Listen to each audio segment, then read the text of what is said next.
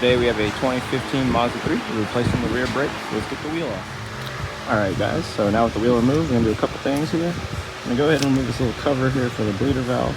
Number 10, go ahead and break that just so it's loose when we compress this. The 17 thin wall wrench, and then number 13, we're going to go ahead and remove the two bolts. One obviously holding this portion here so it doesn't spin, and then the other one just removing the bolt on both ends here, and then this will free this up and we'll get to compressing. So if you notice, the brake caliper, once you remove it, looks a little different compared to traditional ones. You can't just use a normal brake caliper tool to compress this. You actually have to rotate this while compressing at the same time. So like a tool like this, which will rotate and compress at the same time.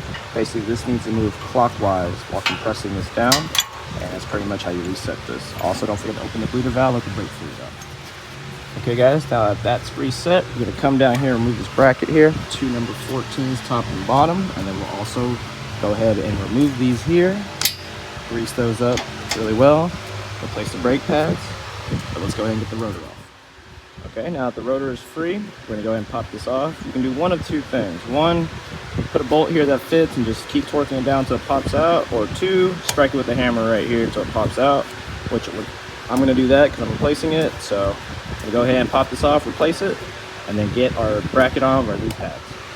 Okay guys, slapped everything back on, new rotor, whoops, new pads, grease these up. So now we're just gonna throw the caliper back on and we are done. So thanks for watching y'all. Please like, subscribe, more videos to come.